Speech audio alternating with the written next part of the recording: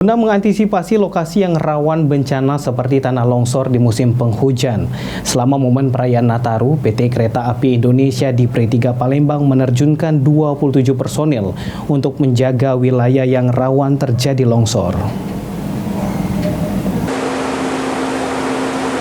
Guna mengantisipasi lokasi yang rawan bencana, PT Kereta Api Indonesia di Pre 3 Palembang menerjunkan 27 personil di lokasi rawan.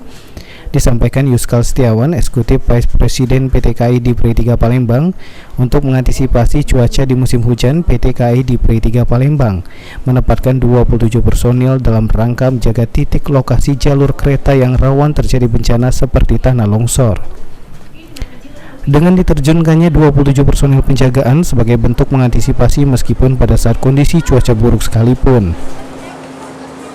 Pak, untuk awan longsor Pak itu seperti apa Pak? Untuk antisipasi cuaca, hari ini kita pastikan dengan menempatkan 27 personil dalam rangka menjaga titik-titik yang rawan sehingga kita bisa mengantisipasi walaupun dengan cuaca yang paling buruk sekalipun.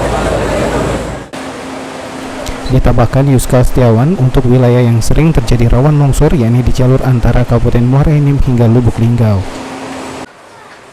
Eki Saputra, PAL TV.